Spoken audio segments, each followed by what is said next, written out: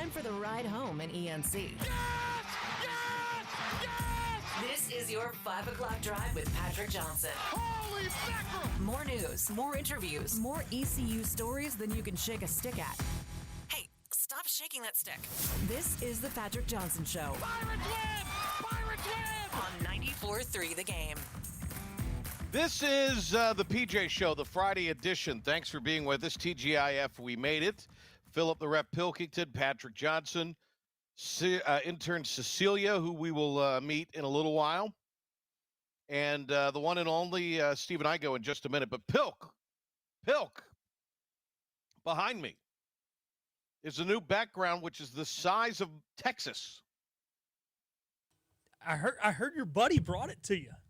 Michael brought it to you. Did you buy him a beer? I can't. Well, no, I didn't have time. I can't say anything bad about Michael Buscemi, or however he's pronouncing his name this week, because he brought this here. Now, in typical Buscemi fashion,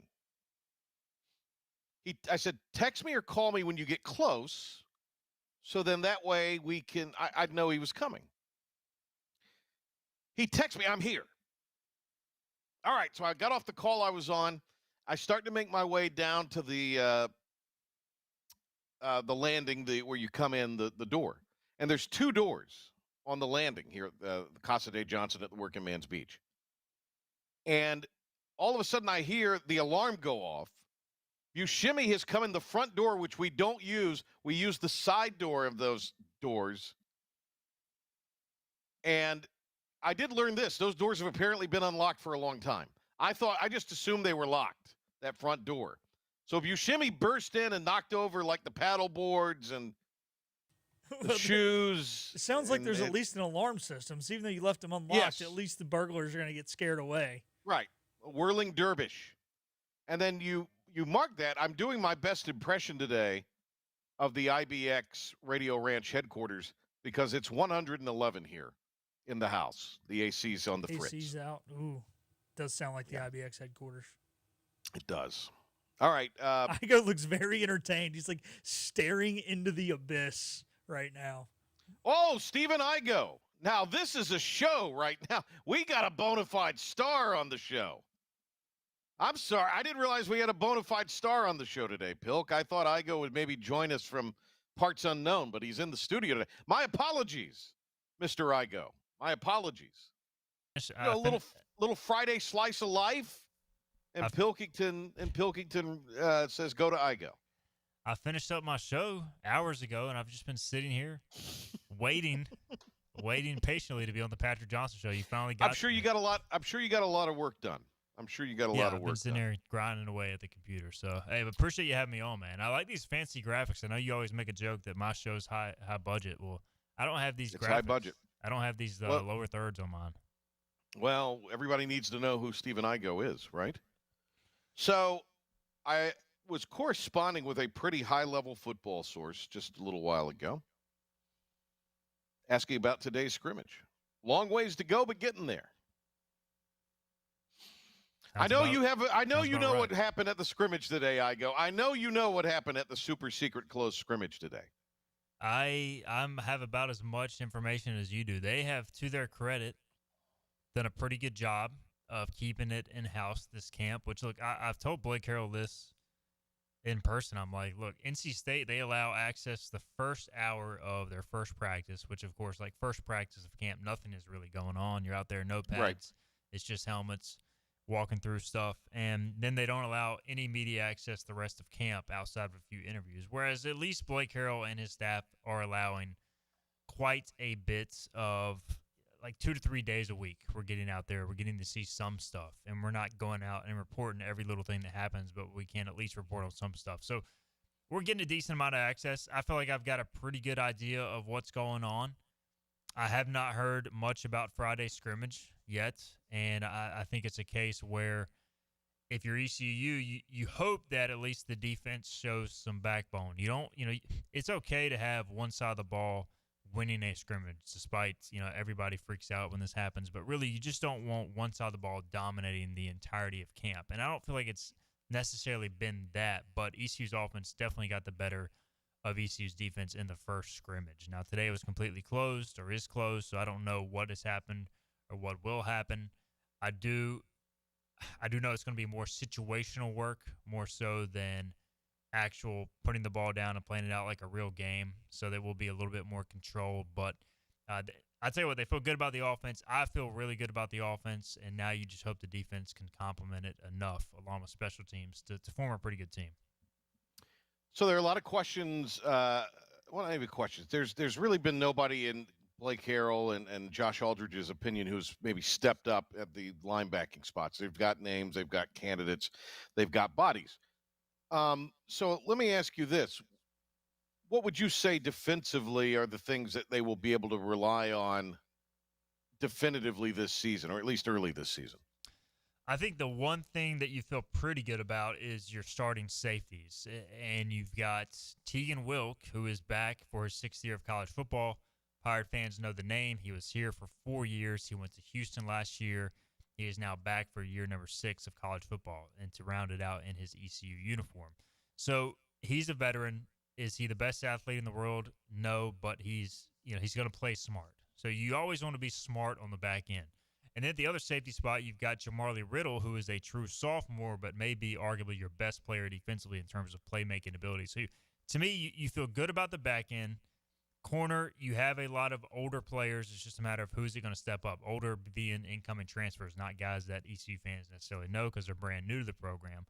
And then, honestly, I feel pretty good about the defensive front.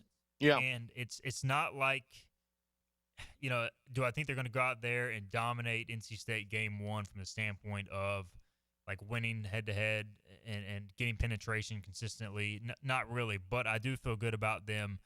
They are older players that have been waiting their turn. It's just that we're so used to seeing Elijah Morris, Deontay Johnson, Surratt Ware, Chad Stevens. Those guys are now gone, but they have been grooming these next group of guys to come in.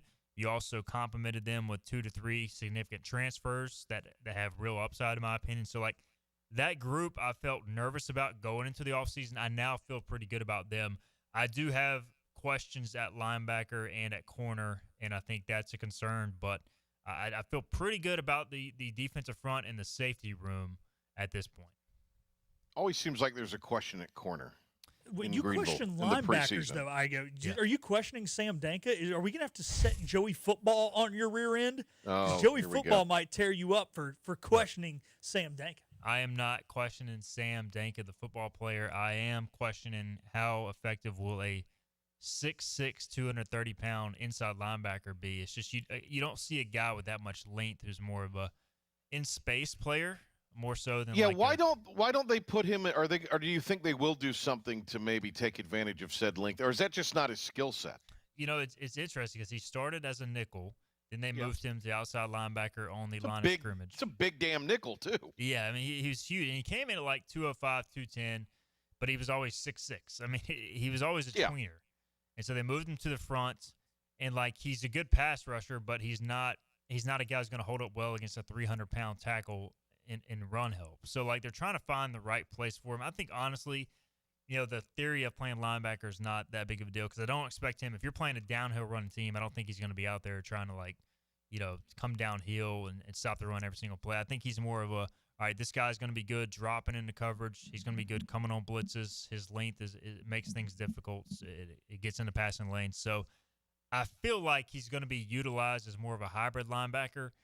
But, you lose. Zakai Barker was an eraser last year. He just made so many plays, and, like, to lose that type of player is not easy to they have, against some older guys, Damian Wilson, DJ Johnson, who's been waiting his turn. But, like, who's going to step up there at this point remains to be seen.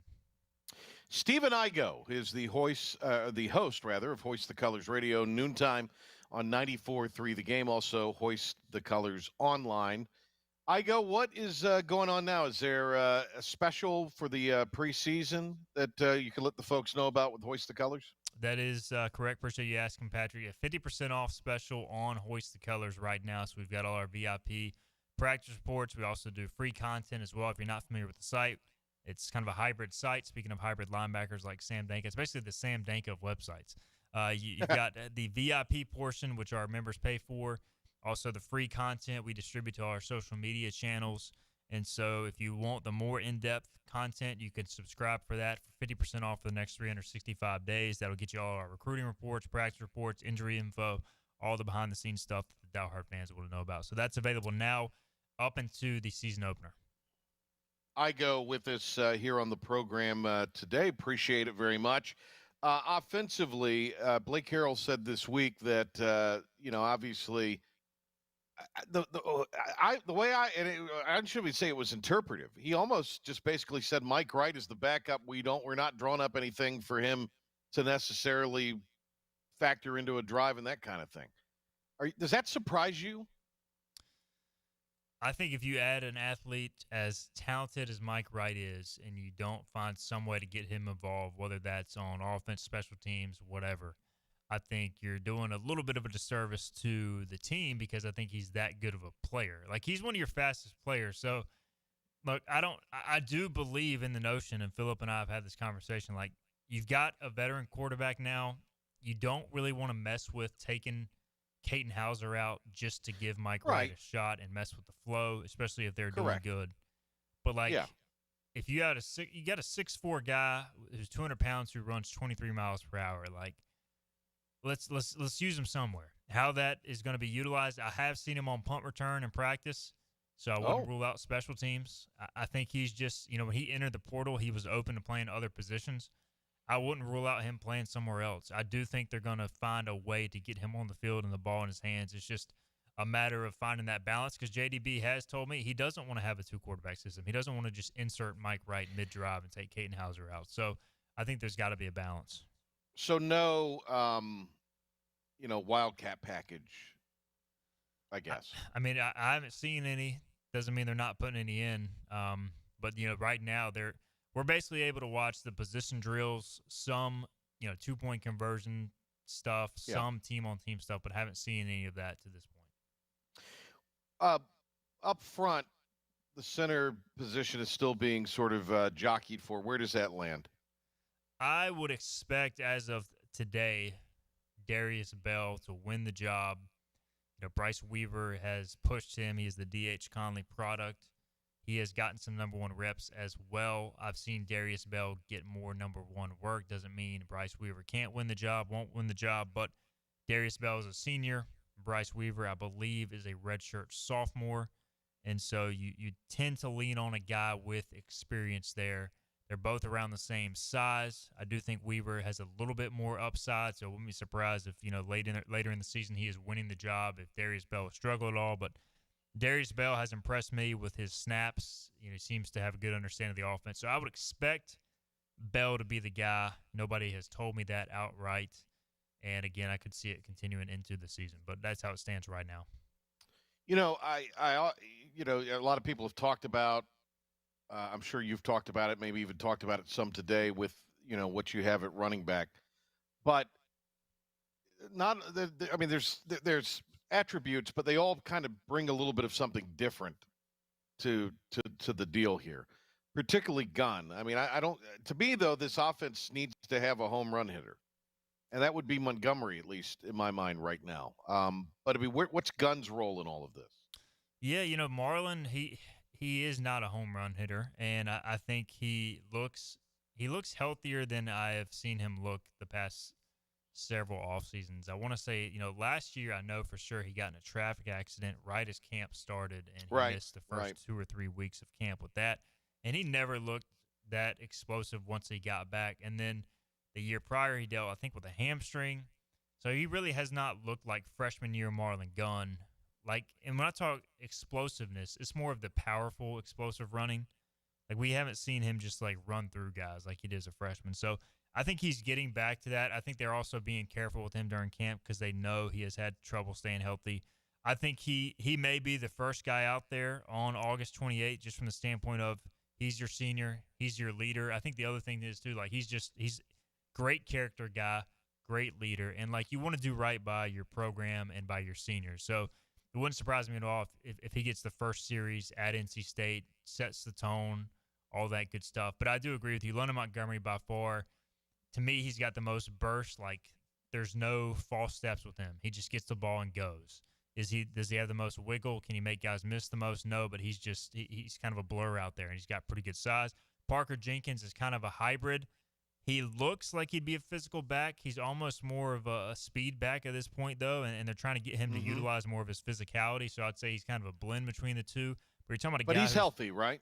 Yeah, he's healthy. He's healthy. He's had a good camp, and you're talking about a guy who started at Houston as a true freshman, and then last year after Willie Fritz got there, opened the year as a starter. Now he got hurt in the opener and never got his job back. But if you have that type of talent in the Big 12, you're pretty good. So I feel really good about those three guys, and there's others as well that I think could contribute as the year goes on. We don't talk the kicking game until the kicking game becomes a problem. Right. Is there a problem? I mean, they've done to me everything they can do to make sure kicker is as least of a problem as possible, because it's not like they took their revenue share, went out and bought the best kicker in college football, right, which I guess you could do, but that'd be kind of silly. So they went out and got Nick Mozzie from New Hampshire, who was an all-conference kicker in the CAA. So you pair him with Andrew Conrad and Noah Perez. So you now have three kickers, Patrick, that have made pretty big kicks over their lifetime. Mozzie's been around 80%, little shade under that over his time in New Hampshire. And it's just, all right, you got three kickers that are pretty good, and Conrad has had his struggles staying healthy, so I don't really know what his situation is, but most college football teams don't have three kickers with experience, so I feel pretty good about where the kicking position is. Now, do I still trust them to go out there on August 28th and make a 45-yarder? Not really, but what college kicker do you trust to do that? So I think inside of 40 yards, they feel pretty good. Outside of that, I think with anybody, it's almost a crapshoot at this point. Well, Steve Igoe with us here. All right, 2 weeks from today, when Hoist the Color, when Talk of the Town comes on in the morning, or when Hoist the Colors comes on at noon, or the PJ Show airs at, what will be the mood? What will we be talking about 2 weeks from today, in your mind? I think we will be talking about an East Carolina loss. We had this conversation on our show earlier today. It's just hard to know what to expect really from both these teams, but honestly, especially NC State. And I think if I was ECU, I would take Caton Hauser as of today over CJ Bailey. I would take ECU's coordinators over NC State's coordinators. But the overall talent across the board, specifically in the lines of scrimmage, NC State realistically is going to have that advantage. So how much are you going to be able to scheme against them in the opener with new coordinators? That makes it a little difficult. I think there's going to be a filling out phase early in the game, on both sides. ECU with Josh Aldridge probably going to throw some stuff out there defensively they haven't seen. JDB is going to have some wrinkles offensively. And then you're talking about on NC State side, the last time Kurt Roper called a game, I think it was 2017. The last time the coordinator, DJ Elliott, called a game was at Temple in 22 when Holton Ahlers hung, I think, 56 points on them in Philly. What were those moves about? Those moves to me don't smack of somebody who's maybe he's figuring I got such a contract. If they do fire me after this year, whatever. I mean, I don't know. That's just not. Those don't seem like the most inspired hires by old Double D. Definitely underwhelming across the industry. Now, I think people believe DJ Elliott is a good X's and O's coach, but most of the places he's been have been very up and down as defensive coordinator. So I feel I know they wanted to get a little bit more multiple. They had Tony Gibson, who they've been in that 3-3-5 defense forever. Very good defense, by the way. But I think Coach Doran wanted to go a little bit more multiple. Gibson does bring that. And then offensively, I think maybe it had to do with C.J. Bailey. You want to make sure you keep him out of the portal. We know he's got tremendous upside long-term. Kurt Roper, his position coach. And I know firing the former interim coach led to a lot of their DBs hitting the portal, so maybe promoting Kurt Roper was something that had to do with C.J. Bailey, retaining him and trying to build around him. When you look at the athletic season starting, what's the story of the year or what's the theme of the year? What's the thing that we're going to be, that'll just come up again and we'll be discussing no matter the season, no matter what's going on, or is there really anything right now? That's a good question. I mean, I haven't really thought about it. I do think it's worth noting that John Gilbert's contract, I believe, expires next December. And so is he going to get an extension? How much will this football season, if any, impact any of that?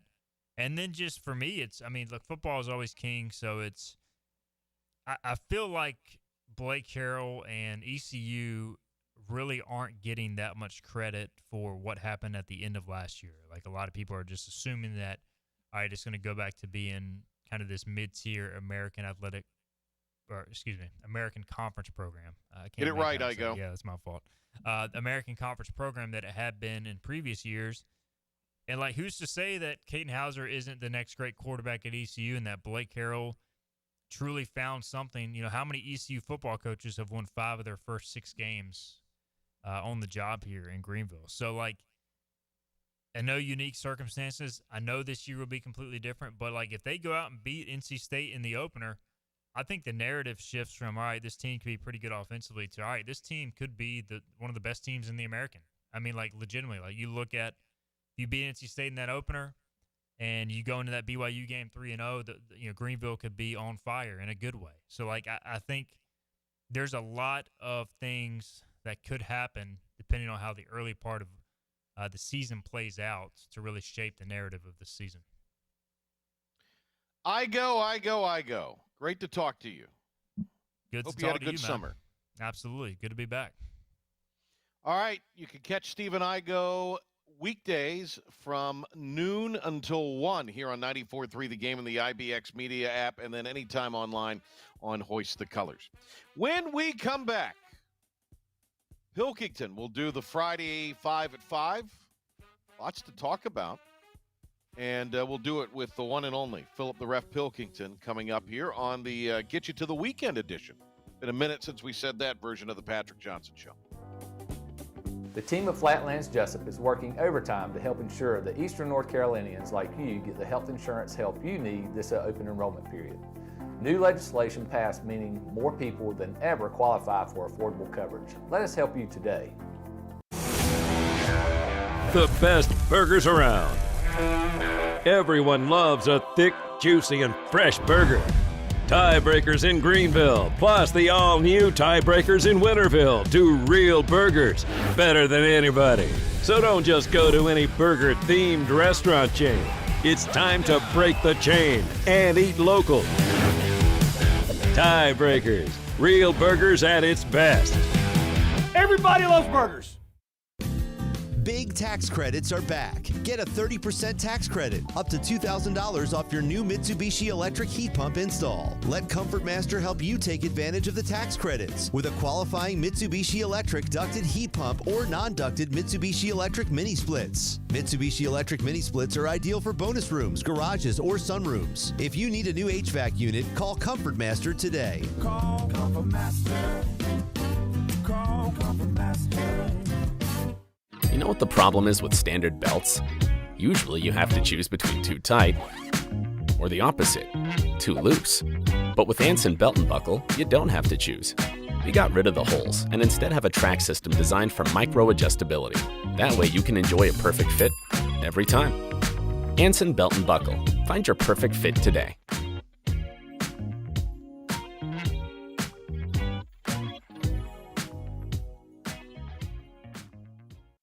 Healthwise Pharmacy rounds the bases with all of your infusion, retail, compounding, and medical equipment needs. Locally owned and operated by pharmacist Marcy Parker, Healthwise has grown to be your most trusted provider for infusion services. Currently providing in-home or on-site infusions in North Carolina, South Carolina, and Virginia. Visit Healthwise Pharmacy at 615B South Memorial Drive or call 252-295-0059 to speak to a patient service representative to find the option that best suits your needs. In this age of globalization, we've learned that bigger isn't always better. Ever tried to get phone help from a big corporation from a real person? Right. That's what's so nice about Phelps Chevrolet. After more than 50 years serving our community, Phelps remains family-owned and operated. Mike, Daryl, Wave, West, Alan, and Clay deliver hometown service and integrity, same as always. They share your experience, they share your values, and they are ready to help with any motoring need. Come get you one. Tired of the 1-800 numbers advertising Medicare products? Flatlands Jessup has 6 offices all throughout eastern North Carolina. You get face-to-face help from our local award-winning licensed team. Stop by today. Flatlands Jessup, your whole world covered. This may very well be our last mission. Let's make it count. This is the Patrick Johnson Show on 94.3 The Game. It's impossible. Now some stories you may have heard. You ready? Or catch it for the first time. This is your 5 at 5 with the P-Man. Welcome back. Philip the ref. Whoa, sorry. Take it away. Oh, pardon me. Take it away, Philip Pilkington. Dictating the terms of everything today. Go, Phil. Go, Pilk. Welcome back into the Patrick Johnson Show. Pilk hosting this segment. It's PJ's show, but PJ moves into the analyst role in the show, so we get to go deep into the mind of Patrick Johnson on this one because I get to host and he gets to be the actual good content. And our first story is Trey Savage makes his AAA debut last night, only going an inning and 2/3, and he allowed 2 runs on 4 walks and a hit. But after the game, he said he struggled in his first start at every single level so far, so he's not worried. Just didn't have my command tonight. Nerves always get the best of me whenever it's my first outing with a new team. But I mean, I know I'm the same guy and I'll be better for it next week. What's the pitch count on that inning and 2? I don't know. Obviously, it was elevated because of the walks. Yeah, 4 walks is to me. Good. I don't think you should be alarmed because once we know what the pitch count number is, we can determine, okay, that was – but he got you into the second. They're not going to extend him, terribly deep into the game. And as Savage said, he has had not so great starts to every stop along the way. And I guarantee you, while we gave the numbers, Pilk, those numbers of innings pitched, other than the walks, nobody's really concerned about what he allowed. They're going to look at all the other things with the next gen and all of that to see what he did. Where did he locate his pitches? What was the spin rate? Yada, yada, yada. Yeah, he did have 3 strikeouts, and unfortunately, MILB.com does not list the pitch count under his game logs. So I'm not 100% sure, but 3 strikeouts. But would you agree though with the assessment? Yeah. I mean, it's a high pitch outing. Don't get me wrong. Yeah. But that is less about what he was doing and more about how he was as doing. We said, spin rate. How is he doing it? Where was he locating? Yeah. What was the velo? Blah, blah, blah. Because that's what matters nowadays. It's not just straight, especially now consistently you can't just have good spin rate and bad outings. But like you said, first outing, and clearly he's got the right head on his shoulders. And obviously we just heard the clip there. We didn't see it. But Trey's body language in that he didn't seem tense. He didn't seem upset. On his face, I've seen him happier, obviously. I mean, heck, how many times have we seen Trey Savage after a great outing? But, he didn't really seem like he was going to be down on himself and beat himself up and lose a bunch of sleep last night. And, there's nothing wrong with struggling in your first start. I mean, when he got to East Carolina, he wasn't the best pitcher on the team, but when he left, he sure as hell was. Number 2. We're going to stick with East Carolina athletics. Unfortunately, soccer did drop the season opener 3-1 yesterday to Liberty, but we'll be back in action on Sunday when they welcome former head coach Gary Higgins and the NC State Wolf Puppies at 7 p.m. to Johnson Stadium. I think that's the story, is Higgins comes back after leading them to an NCAA tournament appearance and a conference championship, their first in the American. And then he flies the coop to, of all places, Raleigh. And I remember talking to somebody last year who said, I kind of got the feeling when that Raleigh or that decision was made at NC State that Higgins would be on their radar. And clearly he was.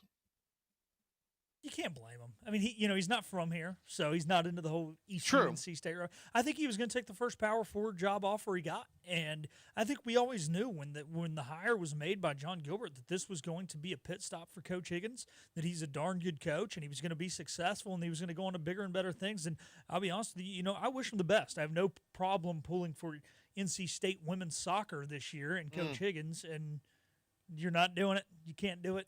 I'm especially not doing it for him on Sunday night. Oh, well, heck no, I'm not doing it Sunday night. I'm going to be head to toe in pirate purple when I go to the game. You come to the game Sunday night, P-Man? I'll get back to you on that. Number 3.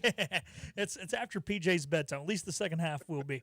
And we'll go to Saturday now. The Carolina Panthers are expected to play their starters for a second consecutive preseason game when they travel down to NRG Stadium in Houston, where they usually don't play very well, it seems like, for their second preseason game. You're the Panthers fan, long-suffering. What are your concerns going into this week? I just want to see if we pick up where we left off.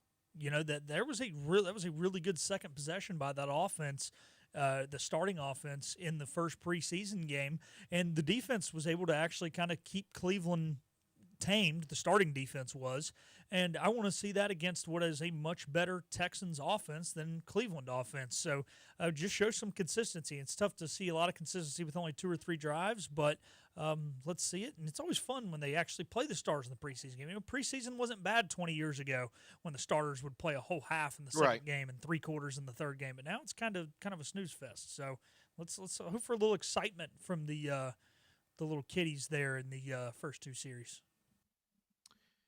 You know, I agree with you from the standpoint is, can you put together the type of drive you had in the second possession last weekend? Can you do that with some consistency? You've kind of solidified what you're doing at the point of the attack on the offensive line, which is, I mean, look, you know this as well as anybody, has been a problem in Charlotte for a hell of a long time. We talked about in the opening segment, it always seems like ECU's got questions at corner.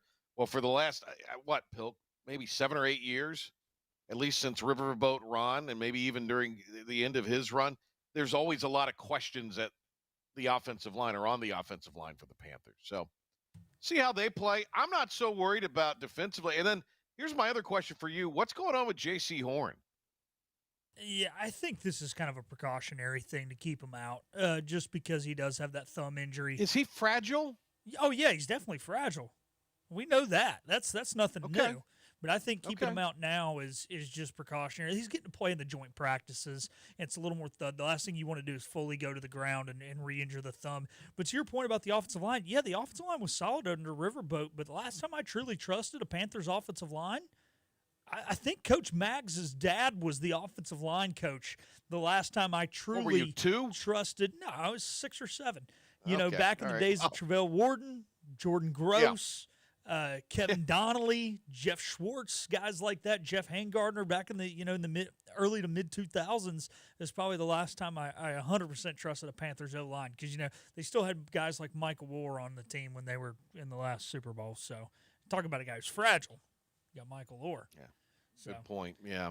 Blindside. All right. What are we on? Number 11? What is this? Number 4. We're going to stay in the 4. City of Charlotte. The Hornets. Well, the NBA schedule came out yesterday, and the Hornets, in their little press release on their site, did not mention any divisional opponents. They did not mention any the games for the NBA Cup that were at home. Instead, they just mentioned not even just the opponents, but the players that were coming. Here is the time in which you can see Shai Gilgeous-Alexander. Here is the time in which you can see LeBron James. They did mention one NBA Cup game when Jalen Brunson comes to town, but didn't mention that that's part of the NBA Cup. They just said Jalen Brunson and the Knicks. So the whole point of getting you to come to Hornets games is to see the opponent. Good job, Hornets. Tell me you're a joke of a franchise without telling me you're a joke of a franchise. No, Pilkington, they are your defending Summer League Vegas champ. Oh, my goodness. Raise a banner. If they were in Chapel Hill, they would. Here's what I think about the situation in Charlotte. I think you have, at least on the surface, competent basketball people running the thing now. It's not we're going to draft Carolina guys who are marginal pros to keep it in the family. They're actually drafting guys that could be players. And I think Con Knipple very, very quietly, I'm not saying maybe the face of the franchise, but he's the guy you could probably put out there as a guy that can be like the guy in the community, like Del Curry, like Muggsy back in the day. They weren't the faces of the franchise. That was Zoe and Larry Johnson. but they were the guys you would always see doing the PR in the community. And I think even have worked in that capacity in their post-basketball life. So, I mean, that's what you have with Knipple. They have some other pieces that are interesting. But it's about selling tickets, Pilkington. That's what it's about. I mean, it's not the biggest part of the model, but the NBA is still predicated on selling tickets. You want to sell tickets to win some games. People show up and watch a winning I agree. team. Let's meet in the middle of Charlotte and Greenville and Raleigh. When did the Canes start selling tickets? They started winning games. When they won. Yeah. Started winning games. There you go. You know, to me also, I would say this. Until they start winning games, you got to advertise whatever you got to advertise. And I'll say this about Le Beijing. He has played in Charlotte fairly consistently when the Lakers have come there. There's no load management. He's played a couple of times here in recent years with the Lakers. So I give him credit. I mean, that's, sell those tickets. I'm real interested. I'm kind of interested in the Hornets this year. And I'll tell you this, I'm going to surprise you here. And this may change. I am I'm actually excited. Not excited, that's probably overselling it. I'm intrigued by the NBA this year because of the NBC Peacock. I think I really do believe this, Pilk. For the longest time, I think baseball got a negative connotation because of Buck on Fox. Nobody likes Joe Buck. I mean, there are people that do. Joe Buck has since had new life breathed into his career. But I think Joe Buck doing baseball, he was clearly not interested or engaged on Fox, didn't help the product. I think the NBA on ESPN, as far as interest in the product, has not been a net positive. I understand the money, I understand the leagues, the rights, I understand the visit. But I just don't think that has been the best thing for the league. No, I think this NBC thing will be the best thing for the league. Yeah, you got Screaming A and you got like 42 minutes of commercials and an hour-long pregame show. Well. Yeah, so I'm with you. All right, we got to get to number 5 because I do agree with you there, Patrick. Yeah, Cinco before we so we can get to our final segment. Number 5, Little League has put out a statement saying that there is no room for gambling on Little League, World Series baseball, or any youth sport. Do we need a statement for that? Yes, we do. I've got one. I've got one. First off, how are you getting... No, I know I'm talking about, do we need a statement from, like, the official governing... No. I mean, is it being offered anywhere that's not offshore? I would guess no. I don't think DraftKings or FanDuel or any of those are offering it. But here's my thing. How could you bet on a game where you know nothing about the teams, and the teams, even if you do know a lot about one team, they've played no common opponents to even judge themselves? And see, here's my thing, though. I have no problem with people gambling on this. However, if you gamble on 11 and 12-year-old boys who have never played each other, you know nothing about the teams, you should be required by law to get a tattoo on your forehead, I am a degenerate sports gambler, for the rest of your life. So you can do it, but that's got to be there. You have to have an open casket funeral where everyone can see you laying there with, I was a degenerate sports gambler because I bet on 11-year-old boys playing baseball. As Bram Anderson, and since he posted it publicly, I don't think he would mind me saying this, if Little League were getting a little taste of the DraftKings Skrilla, I wonder how they would feel about all of that. Oh, they'd want it brought on, baby. If DraftKings up in Scooter's salary, or Bet365 or any of those apps that you bet on, their tune would change. 100%. Their tune would change. But why do we need a statement? I mean, it's just common sense. Okay. It's Friday. How about a little Hold My Beer? And intern Cecilia makes her debut on the Patrick Johnson Show.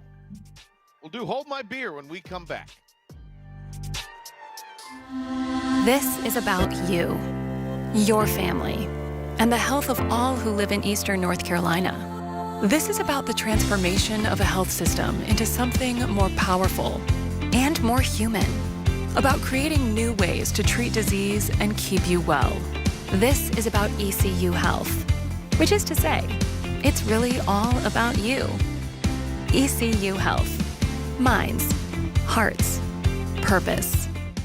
You have a choice when you invest in insurance, and when you choose First State Insurance Advisors, you're working with people you can trust. Clark Stallings has deep ties in the community. His team, including Keaton Smith, Regina Asby, Phil Leyva, Max Joyner Jr., Max Joyner III, and Ginger Smith, provides knowledgeable and professional advice. First State Insurance Advisors is an independent insurance agency. They offer all types of personal insurance as well as various types for business. Call or email First State Insurance Advisors today. We want to be your trusted choice agency.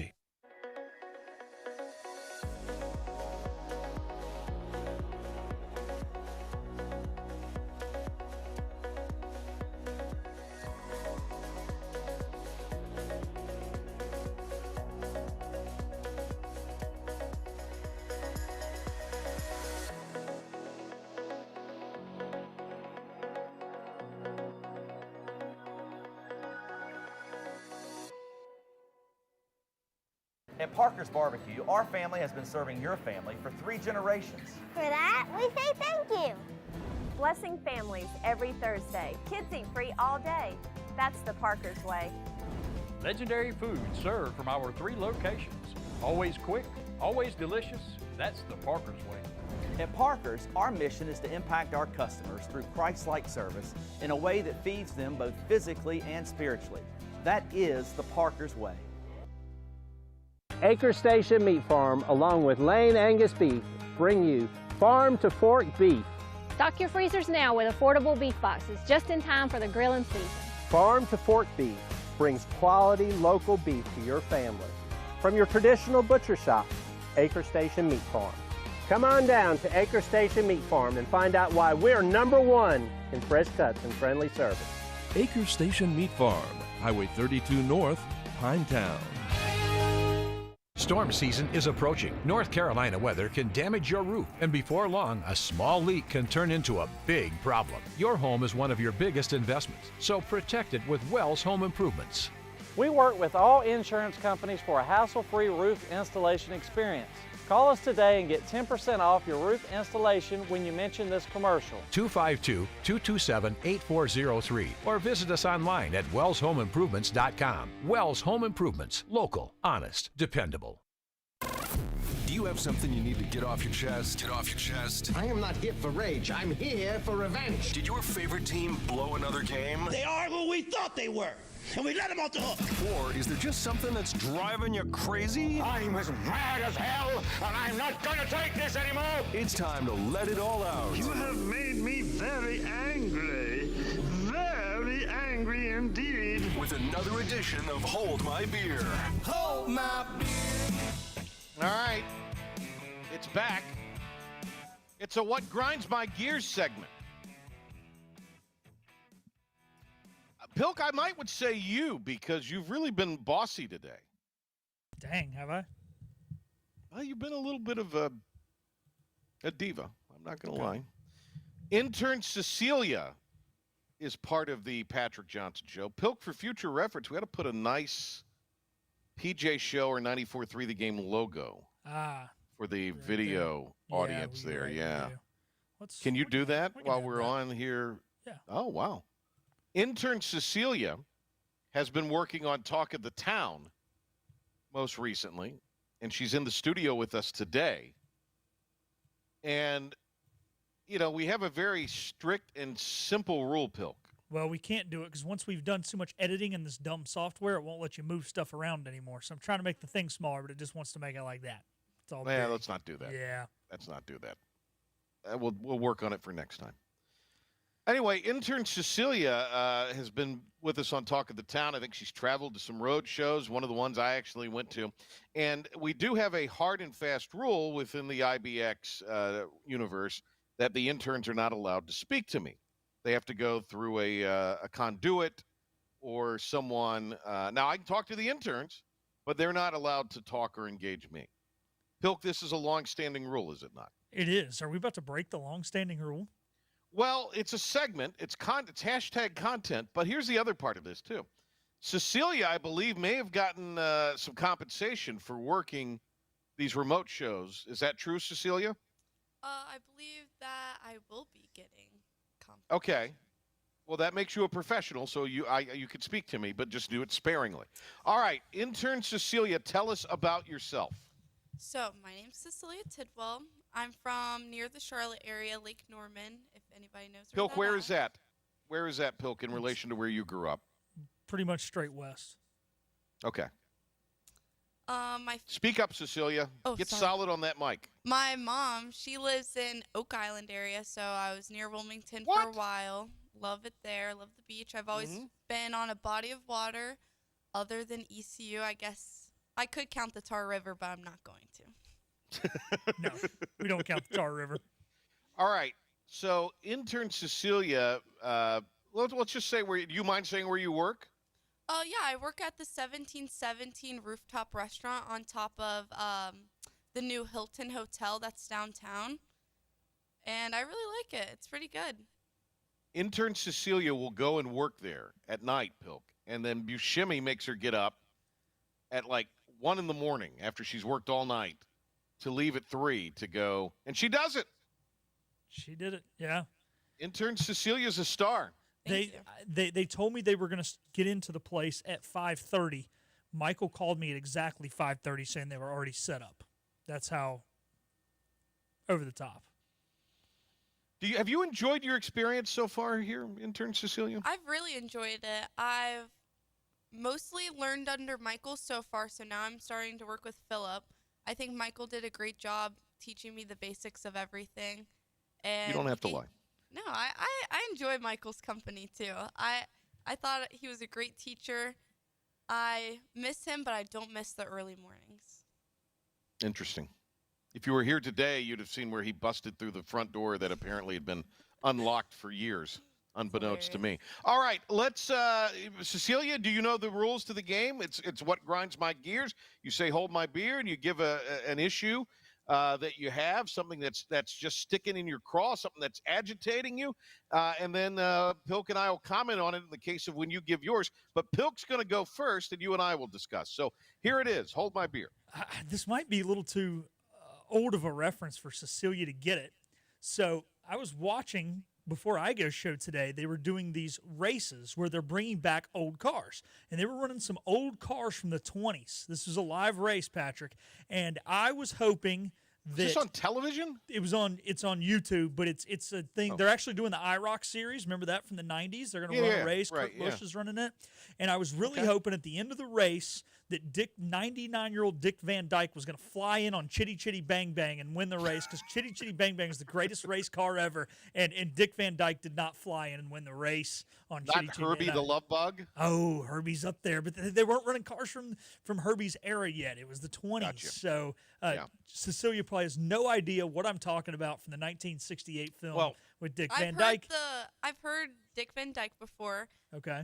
Is he like a daredevil or something like that? No, he's an actor. It was a movie about a car that flew. Did you ever watch Mary Poppins, Cecilia? Yes, I've watched Mary Poppins before. He's the man in Mary Poppins. Oh, okay, that makes sense. Funnier Van Dyke, Dick or his late brother Jerry? I don't know if I've seen enough with Jerry in it to make it. You don't have to see a lot with Jerry in it. Jerry was in Coach. Funniest Van Dyke is Jerry Van Dyke.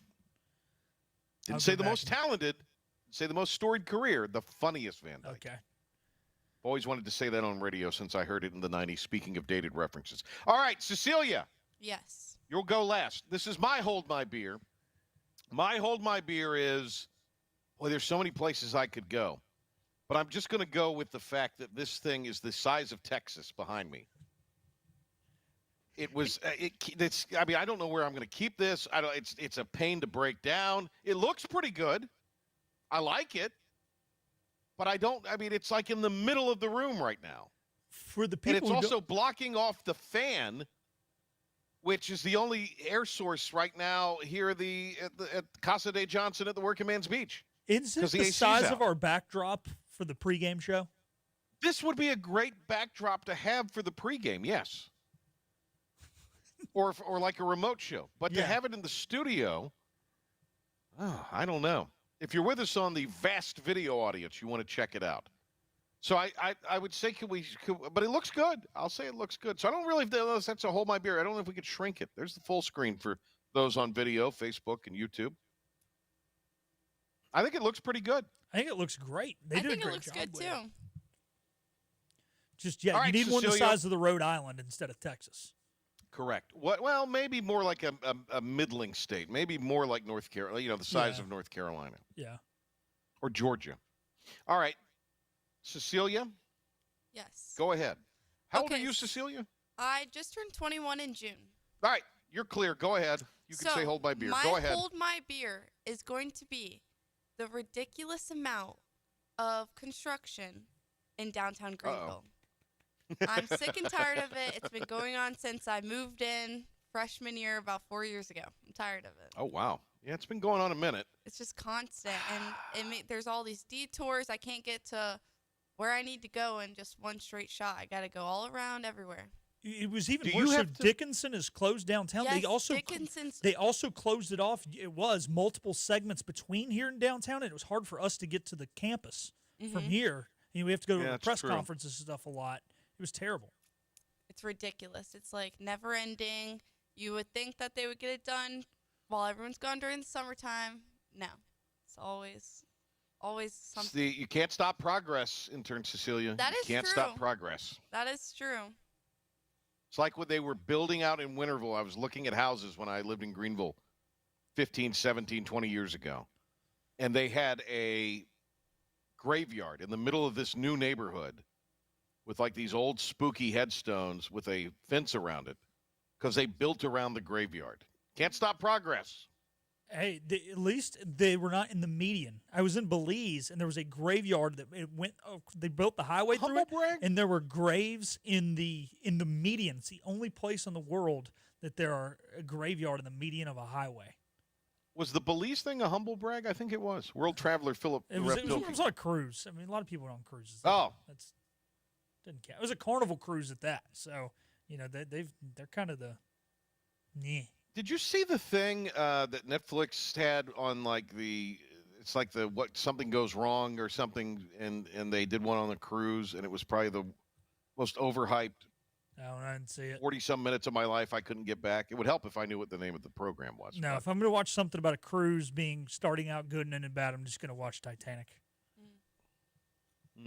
There's also a new documentary about this woman who gets trafficked on a cruise ship.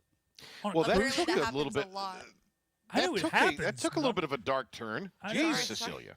No, I thought that's what you were talking about at first, Patrick, but no, it's not. No, it was this thing they did on Woodstock, '99, and then I guess it was so popular that it became. Now they just are. It's like, it's the ship that lost power at sea. Oh yeah, the one that They were stuck out there for like 3 weeks, which you think 3 weeks on a cruise cool, but it wasn't, or maybe it was 2 weeks. With no power? They could have. Power's bad. They could have done that in like a 15-minute episode, and they somehow dragged it out to like close to an hour. It was an enormous waste of time. All right. Thanks to Igoe. Thanks to Intern Cecilia. Will we ever see you again here on the PJ Show? I hope. Anytime you want me, I'll be here. All right. Philip, thank you. Great week of shows. Joe Giglio next week. Amanda Kristovich will be with us next week. Mike Mullis next week, among others. Media Day. We'll have some of the sights and sounds from that for you on our social over the weekend, and have a recap for you Friday at 5 on the PJ Show. Have a great rest of your weekend, and be safe out there. So long, everybody.